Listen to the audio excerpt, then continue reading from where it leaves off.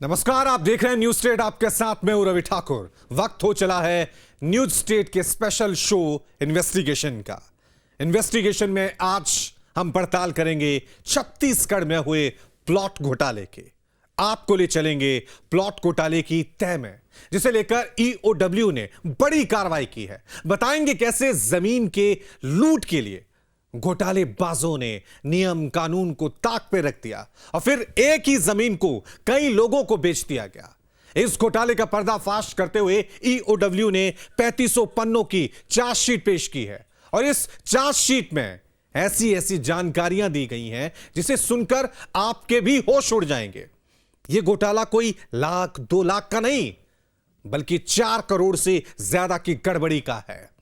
और इसकी साजिश जिसने रची वो अब रिटायर्ड हो चुका है, लेकिन अब उस पूर्व अधिकारी पर शिकंजा कसा गया है। सवाल उठता है कि क्या उस अधिकारी ने इसे अकेले अंजाम दिया या फिर इस प्लॉट घोटाले की जाल में कई बड़ी मछलियां हैं जिसके राज अभी बाहर आना बाकी है। आज के इस इन्वेस्टिगेशन में हम इसी की पड़ताल करेंगे।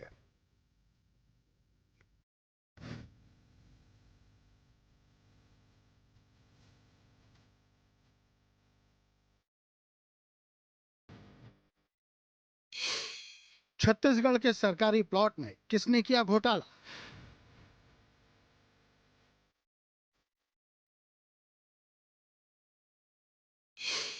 जिसने लगाया सरकार को 4 करोड़ का चूना।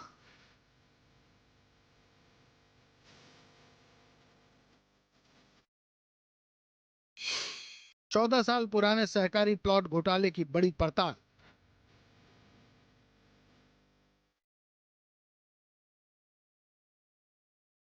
मिनरल्स और चावल छत्तीसगढ़ की जमीन पर खूब होते हैं। जमीन खोदो तो कोई न कोई खनिज का सैंपल मिल जाएगा।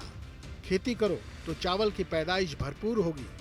इस मायने में छत्तीसगढ़ की जमीन बेशकीमती है और इस जमीन को खरीदने के लिए लोग कोई भी कीमत देने के लिए तैयार हो जाते हैं। यही हाल यहाँ के रिहायशी इलाकों का भी है, जहाँ जमीन लेने के लिए लोग मुंहमांगी कीमत देने के लिए तैयार बैठे हैं। जमीन की इस होड़ में छत्तीसगढ़ में सरकारी प्लॉट में धांधली का मामला उठ रहा है और ये लूट 1-2 दिन से नहीं बल्कि सालों से चल रही है। 14 साल पहले इस मामले में ईओडब्ल्यू की एंट्री ने कई लोगों की नींद उड़ा दी। न्यूज स्टेट तक जब इस घोटाले की खबर पहुंची तो हमने भी पड़ताल का फैसला लिया। सहकारी समिति में अधिकारियों की मिलीभगत से सरकारी प्लॉट में लूट को लेकर हमने शुरुआती जानकारी जुटाई तो कई हैरान करने वाले खुलासे हुए। न्यूज स्टेट इन्वेस्टिगेशन में आज हम पड़ताल करेंगे 14 साल पुराने मामले की। छत्तीसगढ़ में 14 साल पहले सरकारी हाउसिंग सोसाइटी के नाम पर एक बड़ी गड़बड़ी की गई थी और इस गड़बड़ी की जांच चलते चलते अब जाकर करीब 3500 पन्नों की एक चार्जशीट पेश की गई है। रायपुर की विशेष अदालत में पेश की गई इस चार्जशीट की पड़ताल के दौरान कई चौंकाने वाले खुलासे हुए हैं। दरअसल ये पूरा मामला जुड़ा हुआ है 20 करोड़ रुपए की गड़बड़ी का और 20 लाख रुपए के गबन का। इस पूरे मामले की तफ्तीश करेंगे और जानेंगे कि कैसे इस पूरी गड़बड़ी को अंजाम दिया गया और कैसे छत्तीसगढ़ की जांच एजेंसियां इसकी तफ्तीश करके इसकी तह तक पहुंची। ये जो साहब हैं इनका नाम राजकुमार नायडू है। सहकारी निरीक्षक थे, रिटायर्ड हो गए हैं, लेकिन रिटायरमेंट के बाद इनको चैन नसीब नहीं हो पाया क्योंकि सरकारी प्लाट के लूट के खेल में इनकी भूमिका संदिग्ध बताई जा रही है। आरोप तो ये भी है कि सारा खेल उन्होंने रचा और ये इसके बड़े किरदार हैं। राजकुमार नायडू पर आरोप है कि कायदे कानून को ताक पर रखकर सरकारी जमीन की खरीद बिक्री की गई। कई प्लॉट की बिक्री का रिकॉर्ड तक ठीक से मेंटेन नहीं किया गया। जब चाहा, जैसे चाहा, जिसे चाहा उसे सरकारी प्लॉट बेच डाला और ऐसे बेचा कि किसी को खबर तक नहीं मिली।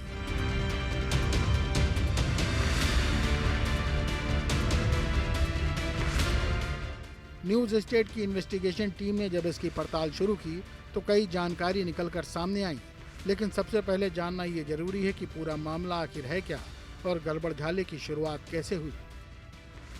दरअसल ये मामला रायपुर की सहकारी हाउसिंग सोसाइटियों में जमीन के गबन से जुड़ा है।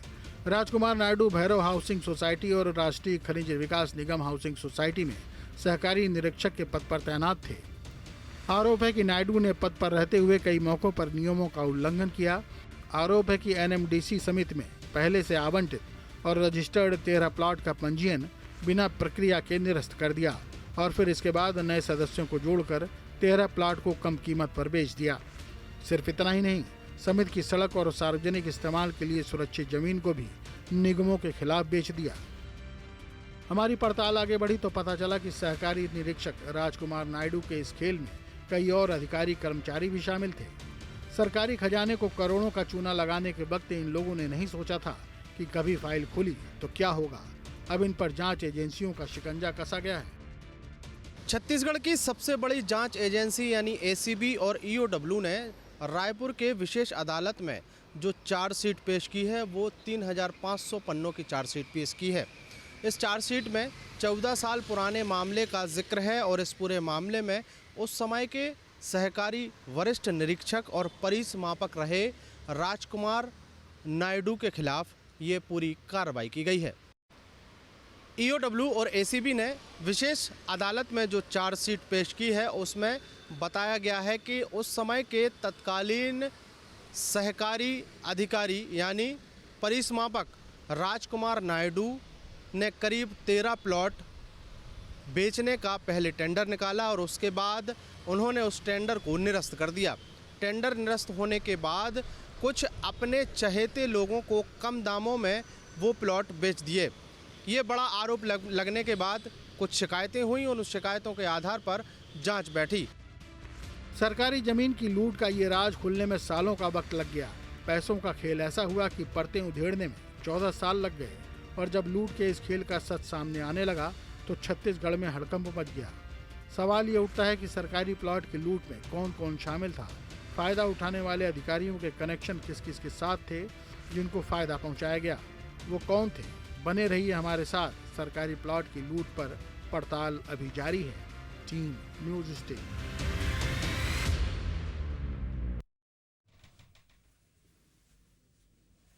सरकारी जमीन की लूट में सरकार को करोड़ों रुपए का चूना लगाया गया। इस लूट के खेल में नियमों की धज्जियां उड़ाई गई। न्यूज़ स्टेट की पड़ताल में जो जानकारी सामने आई वो और चौंकाने वाली है। दरअसल जमीन की लूट के इस खेल में घोटालेबाजों ने एक ही जमीन को कई बार बेच दिया। प्लॉट तो बेच ही दिया, उस पैसे को सरकारी खजाने में नहीं डाला गया बल्कि अपने निजी फायदे के लिए इस्तेमाल किया गया। इस पूरे घोटाले का खुलासा कैसे हुआ यह आपको तफसील से बताते हैं।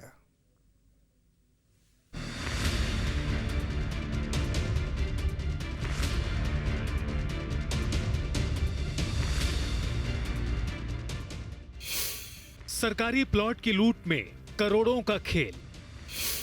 कितने अधिकारियों पर आंच, कब तक होगी जांच। एक जमीन, कई खरीदार, बड़ी पड़ताल।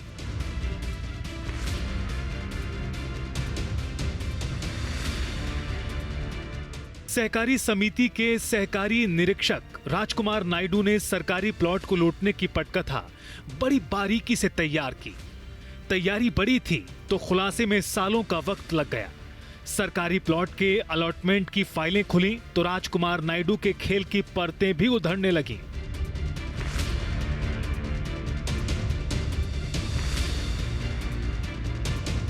न्यूज़ स्टेट ने जब इस मामले से जुड़ी जानकारियां जुटाईं तो सरकारी प्लॉट को लेकर इस खेल के किरदार सामने आते चले गए। प्लॉट के असल दावेदारों की शिकायत के बाद वो लोग बेनकाब हो गए जिन्होंने फर्जीवाड़ा कर प्लॉट हासिल किए थे। आपको बता दें, सरकारी प्लॉट के आवंटियों ने धांधली की शिकायत की। मूल लाभार्थियों की शिकायत पर आंतरिक ऑडिट हुआ। ऑडिट में धांधली के साक्ष्य मिले तो मामला ईओडब्ल्यू के पास भेज दिया गया। ईओडब्ल्यू के तेज तर्रार अधिकारियों ने वित्तीय लेन देन की जांच शुरू की। दस्तावेजों को ईओडब्ल्यू ने खंगालना शुरू किया। फिर जमीन के नक्शों की जांच की गई। जांच के बाद घोटाले की कड़ियां जुड़ने लगीं। अब तक की जांच में घोटाला करीब 4 करोड़ का बताया जा रहा है। ईओडब्ल्यू की जांच में जो सबूत मिले वो वित्तीय लेन देन से जुड़े हैं। यही नहीं, ये भी मालूम चला कि सरकारी जमीन का वो हिस्सा जिसका इस्तेमाल सड़क और दूसरे सार्वजनिक जगहों के लिए करना था, उन्हें भी बेच दिया गया। छत्तीसगढ़ में गृह निर्माण मंडल, चूंकि उस समय सहकारी निर्माण मंडल कहलाता था, अब उसका नाम धीरे धीरे बदलकर हाउसिंग बोर्ड हो गया है, यानी छत्तीसगढ़ गृह निर्माण मंडल। जब ये निर्माण मंडल शुरुआती दौर में था, उस दौरान ही इस पूरी बड़ी गड़बड़ी को अंजाम दिया गया। बड़ी गड़बड़ी को अंजाम देने के बाद सोचा ये गया कि शायद इस पूरे मामले की जानकारी किसी को नहीं लगेगी, लेकिन जब निर्माण मंडल की ज़मीनों में गड़बड़ी हुई और वो खरीदार जिन्होंने टेंडर में हिस्सा लिया था, उनको जब निर्माण मंडल की तरफ से ज़मीनें नहीं मिली या मकान नहीं मिला, तो उन्होंने शिकायत की और उसी शिकायत के आधार पर इस पूरी कार्रवाई को अंजाम दिया गया है। फिलहाल मामले में जांच जारी है और देखना होगा कि अब न्यायालय से इस पूरे मामले में क्या आदेश आता है। न्यूज स्टेट की टीम की पड़ताल आगे बढ़ी तो पता चला कि सरकारी प्लॉट के लूट के खेल में शामिल आरोपियों का लालच बढ़ने लगा। बाद में एक ही जमीन को कई बार बेचने का भी आरोप लगा। एक ही प्लॉट के लिए राजकुमार नायडू और उसके साथियों ने एक से ज्यादा लोगों से कैश ले लिया। ईओडब्ल्यू की जांच में जो जानकारी सामने आई है वो और भी हैरान करने वाली है। भैरव हाउसिंग सोसाइटी से जुड़े मामलों की जांच में कई अनियमितताएं सामने आई। आरोप है कि नियमों की अनदेखी करते हुए एक ही परिवार के 3 सदस्यों को प्लॉट आवंटित कर दिया गया। ये भी पता चला कि एक अन्य प्लॉट में एक सदस्य से पूरी राशि लेने के बाद भी उस प्लॉट को दूसरे शख्स के नाम रजिस्टर्ड कर दिया गया। ईओडब्ल्यू की जांच रिपोर्ट में यह भी सामने आया कि प्लॉट बिक्री से मिले पैसों और संस्था के बैंक खातों से निकाली गई रकम का निजी इस्तेमाल किया गया। ईओडब्ल्यू की जांच में दावा किया गया है कि दोनों हाउसिंग सोसाइटी को मिलाकर 4 करोड़ से ज्यादा का फर्जीवाड़ा किया गया है। जांच एजेंसी के मुताबिक जो चार्जशीट पेश की गई है, उस चार्जशीट में कई चौंकाने वाले खुलासे हुए हैं। खुलासा ये भी हुआ है कि भैरव निर्माण समिति के संचालक और निरीक्षक रहे राजकुमार नायडू छत्तीसगढ़ सहकारी निर्माण मंडल के निरीक्षक थे और राष्ट्रीय खनिज निर्माण मंडल के भी समापक थे और उस दौरान उन्होंने ऐसे नियमों को बिगाड़ा और नियमों को बिगाड़ने के बाद उन्होंने करोड़ों रुपए का नुकसान सरकारी खजाने को पहुंचाया। इसके साथ ही नियमों में तब्दीलियां करके कुछ गलत लोगों को प्रॉपर्टी बेची और उस प्रॉपर्टी के माध्यम से करीब 20 लाख रुपए गबन किए। जांच एजेंसी ने जब जांच की तो जांच में पता चला कि जो 20 लाख रुपए गबन किए गए थे, उसका पूरा उपयोग निजी कार्यों में किया गया है और घर के लिए खर्च किया गया है। फिलहाल इस पूरे मामले में 3500 पन्नों की चार्जशीट पेश होने के बाद कहा यह जा रहा है कि आने वाले समय में और भी कई खुलासे हो सकते हैं। मामला 14 साल पुराना है। जांच लंबी चली, लेकिन लंबी चलने के बाद भी इस पूरे मामले में अब आरोपी के खिलाफ कई कड़े और सख्त सबूत जांच एजेंसियों के हाथ लगे हैं। फिलहाल मामले को चालान पेश करने के बाद आगे की कार्रवाई न्यायालय करेगा। सरकारी प्लॉट के लूट का यह मामला कोर्ट तक पहुंच चुका है। ईओडब्ल्यू ने 3500 पन्ने की चार्जशीट दाखिल कर दी है। सूत्र तो यही दावा कर रहे हैं कि जिस तरह से सरकारी प्लॉट को लूटने का काम किया गया, उसका एक सिरा राजकुमार नायडू है, लेकिन दूसरे सिरे की तलाश अब भी की जा रही है, क्योंकि सवाल यही है कि इतना बड़ा खेल अकेले संभव नहीं, तो फिर बाकी के किरदार कौन हैं, कहां हैं? जांच एजेंसियां अब उन सभी कड़ियों को जोड़ने में जुटी हैं जो इस पूरे मामले में अभी तक सामने नहीं आ सकी हैं। रायपुर से अंकुश शर्मा के साथ टीम न्यूज स्टेट।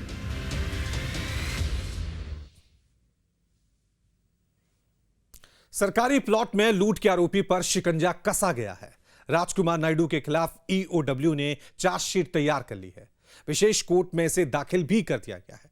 लेकिन असल सवाल तो यही है कि क्या राजकुमार नायडू ही लूट के इस खेल के इकलौते किरदार हैं, या फिर सरकारी प्लॉट की लूट में और भी खिलाड़ी शामिल हैं जिनका खुलासा होना अभी बाकी है।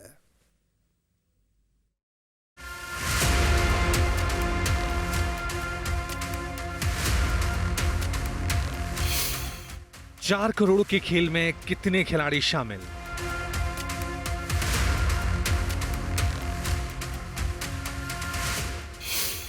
तेरह प्लॉट के बाद कितनी जमीन बेची गई?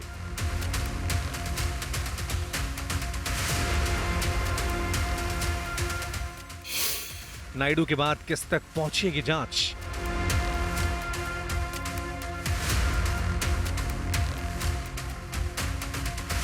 सरकारी प्लॉट के लूट के मामले में आरोपी राजकुमार नायडू पर शिकंजा कस गया है।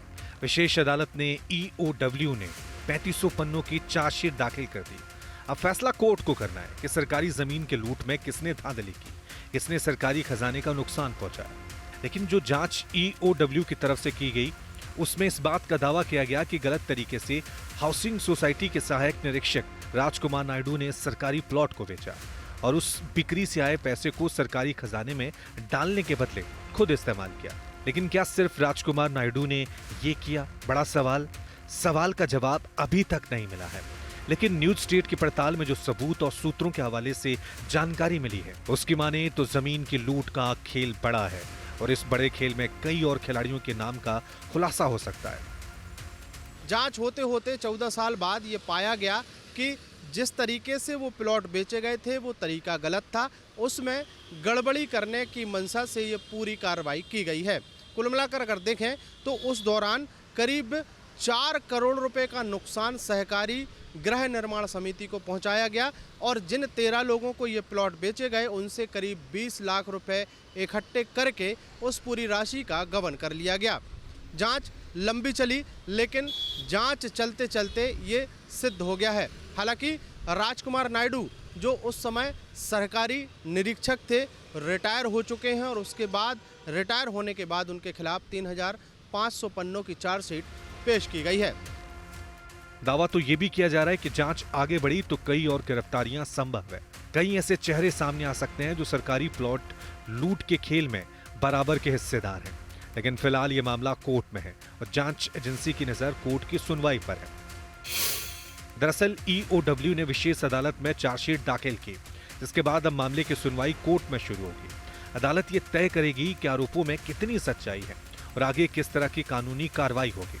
दरअसल आरोपी के खिलाफ बीएनएस की धारा 409 और 420 के तहत मामला दर्ज किया गया है। साथ ही भ्रष्टाचार निवारण अधिनियम 1988 की धारा 13(2), 13(1)(c) और 13(1)(d) के तहत अपराध दर्ज किया गया है। इन धाराओं के तहत आरोप है कि पद पर रहते हुए सरकारी अधिकारों का दुरुपयोग किया गया, सहकारी समितियों की संपत्तियों का गलत तरीके से लेन देन किया गया और आर्थिक नुकसान पहुंचाया गया। आर्थिक नुकसान का आंकड़ा अभी 4 करोड़ बताया जा रहा है, लेकिन न्यूज स्टेट की पड़ताल में नुकसान का आंकड़ा बढ़ सकता है। एसीबी और ईओडब्ल्यू ने अपनी जांच में पाया है कि उस समय की सहकारी गृह निर्माण समिति के माध्यम से ये जो गड़बड़ी की गई है उसमें बहुत सारी चीज़ें ऐसी शामिल की गई जो नियमों में थी ही नहीं। दरअसल भैरव निर्माण समिति के संचालक रहे और उस समय के निरीक्षक रहे राजकुमार नायडू के माध्यम से अपने विभागीय कर्मचारियों के साथ मिलकर इस पूरी गड़बड़ी को अंजाम दिया गया है। गड़बड़ी छोटी मोटी नहीं बल्कि गड़बड़ी ऐसी की गई है कि कॉलोनी और मोहल्लों में जाने वाले जो सड़क और रास्ते हैं उनको भी गलत तरीके से कागजों में दिखाकर बेच दिया गया।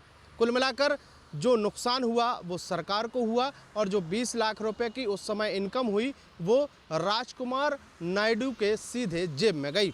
इस पूरे मामले में लगातार जांच की जा रही है और जांच के बाद अब ये कहा जा रहा है कि 3500 पन्नों की जो चार्जशीट पेश की गई है उस चार्जशीट के आधार पर आने वाले समय में और भी लोगों की गिरफ्तारियां हो सकती हैं।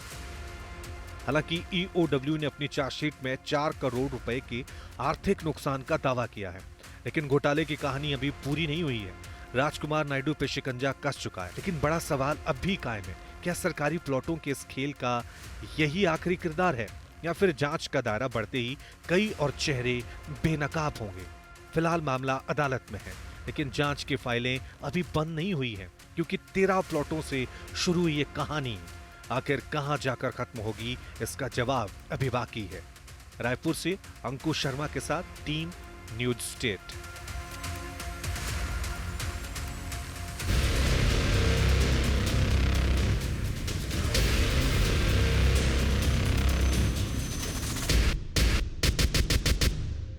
आपके मोबाइल पर तुरंत आएगी ब्रेकिंग न्यूज। स्क्रीन पर सबसे पहले दिखेगी बड़ी खबर, देश दुनिया की हर खबर एक जगह। अब आपके मोबाइल पर तुरंत फटाफट इंस्टॉल कीजिए न्यूज नेशन ऐप और रखिए खुद को अपडेट।